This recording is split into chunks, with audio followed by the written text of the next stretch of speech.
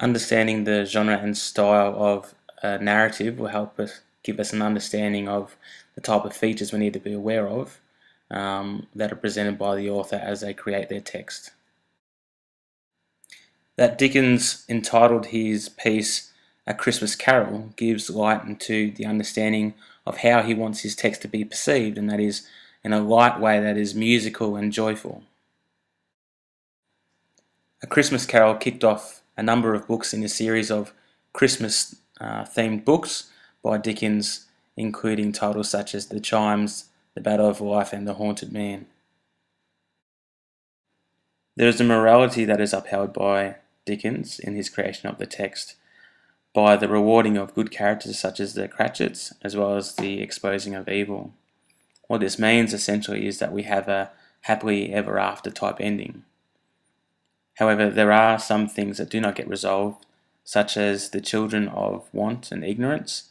They don't just go away, but they are left as a future prospect that is yet to be resolved. Because Dickens wishes for his novella to remain as something that is light and easily read during the festive season without being too heavy, he never paints a situation that is too dire that it cannot be resolved. This style of writing has come to be known as Dickensian, which is meaning both grotesquely comic and evoking poor social and economic conditions. So he keeps the lightheartedness whilst at the same time having a bit of a dig at society around him.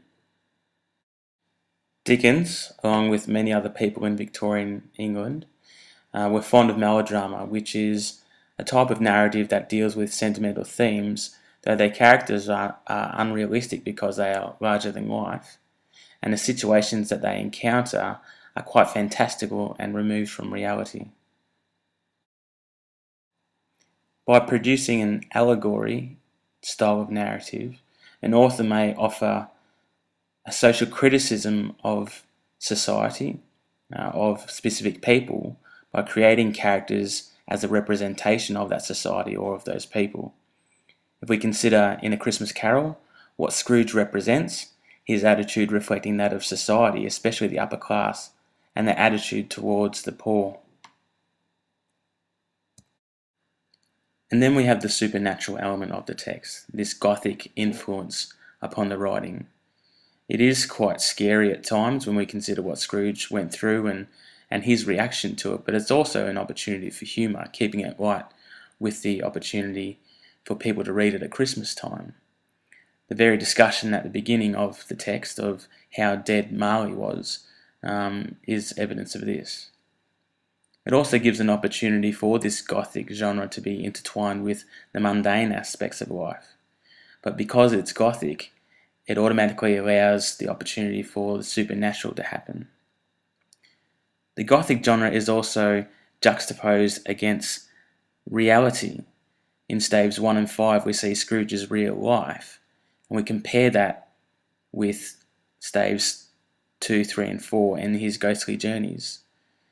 And so they seem far different from each other, but they work together in a combining of the two genres.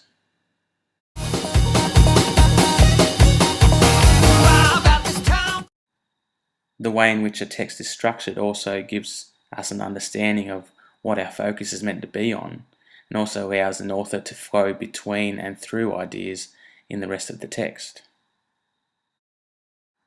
Because it is such a short piece of work, A Christmas Carol is given the title of a novella rather than a novel because it is such a short piece.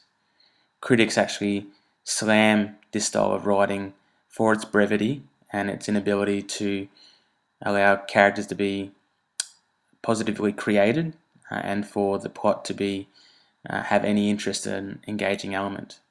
But that's the brilliance of Dickens, is that he is able to do those things within such a short period of time. It also coincides with the ability for it to be just a gentle read for people at Christmas time and not some kind of heavy reading that will be a burden for them to finish.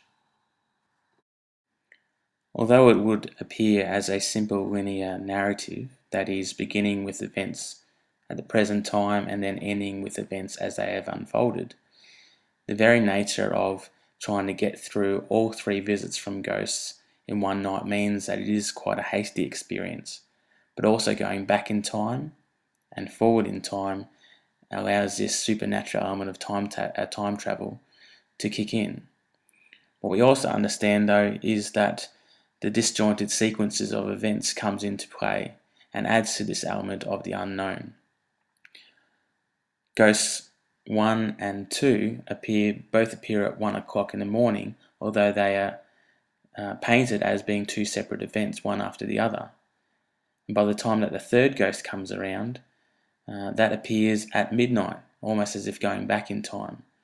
So this really helps to add to the element of the unknown and the supernatural, and it also allows Scrooge and the reader to question whether these are real events or dreams.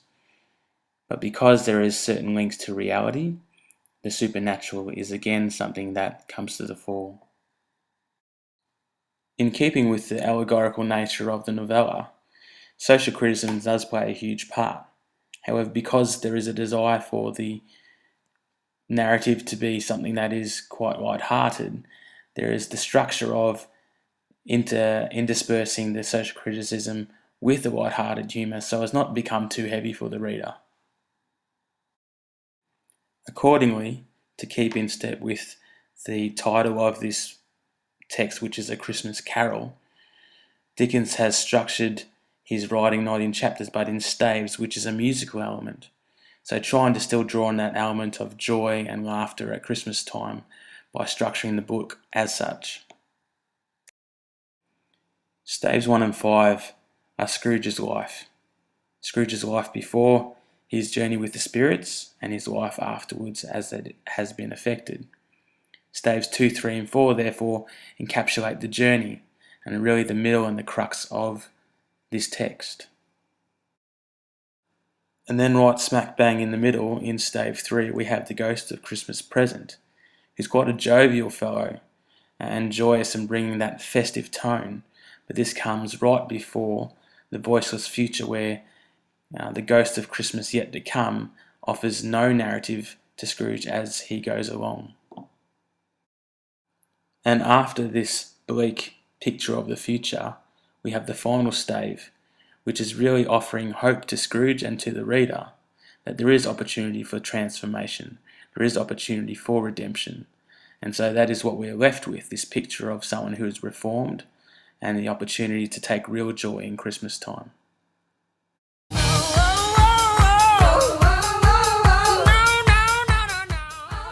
Language in a text can communicate many things, from the emotions of characters to the ideals and themes that are explored by the author. The narrator plays an integral role in the novella in being able to create that light-hearted effect that Dickens is after.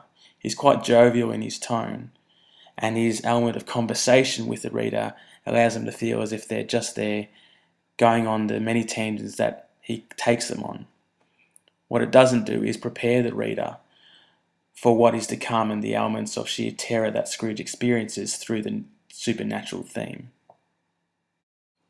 The language used by the Ghost of Christmas Past matches its demeanour in that it is quite gentle, but also it is not needing to say too many words, as it simply shows Scrooge the picture of what he already knows and understands that is in his past. What this does is create a certain peace in both Scrooge and the audience in what has been shown as his past being beyond control and something that is quite pleasant. The second ghost is not only physically imposing but also imposing in the language that he uses. He becomes quite urgent and condemning of Scrooge in understanding what Scrooge was and what he has now become, and that it is not okay the path that he has chosen, and quickly hinting at a path that he will soon go down.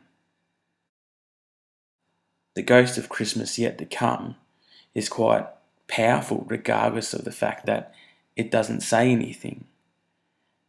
The use of no language hints at this element of the future is not yet written, so therefore there is nothing that can be said of it, just showing the picture of what may be.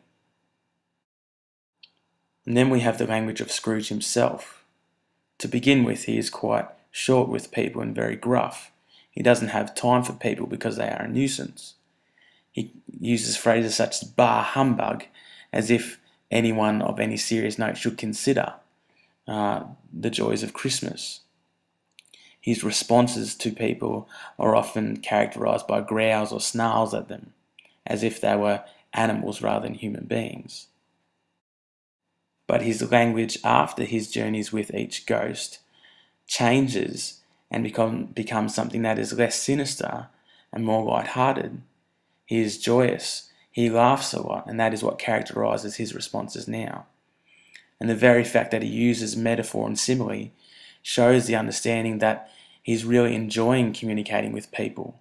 He wants it to be something to be celebrated rather than condemned.